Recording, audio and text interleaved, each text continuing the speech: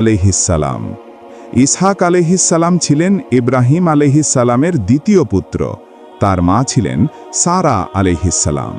ইসহাক আলাইহিসসালাম নবী হিসাবে প্রেরিত হন কানালের ভূমিতে, যা আজকের ফিলিস্তিনে পরিচিত। তিনি তার ভাই ইসমাইল আলাইহিসসালামের সঙ্গে মক্কা সফর করেন এবং পরে তার পিতার ধর্ম প্রচার করেন।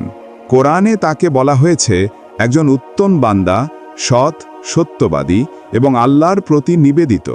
তিনি ছিলেন নবী ইয়াকুব আলাইহিসসালামের পিতা।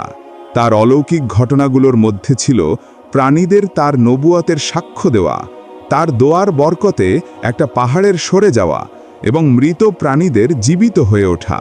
তিনি 120 বছর বয়সে ফিলিস্তিনে ইন্তেকাল করেন। তার কবর অবস্থিত হেব্রন শহরে, যেখানে তার পিতা ইব্রাহিম আলাইহিসসালামের কবরও আছে। ইয়াকুব আলাইহিসসালাম। ইয়াকুব আলাইহিসসালাম ছিলেন ইব্রাহিম আলাইহিসসালামের পৌত্র ও ইসহাক আলাইহিসসালামের পুত্র। তার উপাধি ছিল ইসরায়েল এবং তার বংশধরদের বলা হয় বনি ইসরায়েল, অর্থাৎ ইসরায়েলের সন্তানরা। তার ছিল 12 পুত্র, যাদের বংশ থেকেই ইসরায়েলি গোত্রগুলোর উৎপত্তি হয়। তাকে নবী হিসেবে পাঠানো হয়েছিলেন কানানের ভূমিতে। তিনি মানুষকে আল্লাহর একত্বে বিশ্বাস করতে আহ্বান করেন।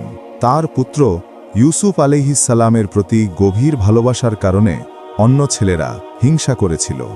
এ ঘটনাটি ছিল ইয়াকুব আলাইহিসসালামের জন্যে এক কঠিন পরীক্ষা। কুরআনে ইয়াকুব আলাইহিসসালামকে ধৈর্যশীল নবীদের একজন হিসেবে উপস্থাপন করা হয়েছে।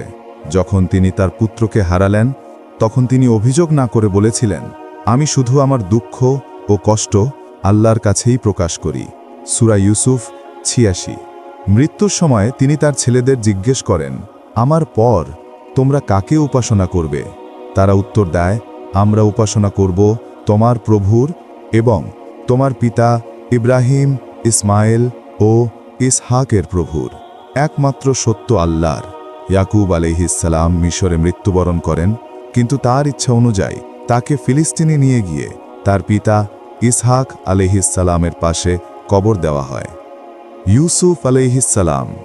ইউসুফ আলাইহিসসালাম ছিলেন ইয়াকুব আলাইহিসসালামের পুত্র এবং তাকে প্রেরণ করা হয়েছিল মিশরের জনগণের কাছে নবী হিসেবে।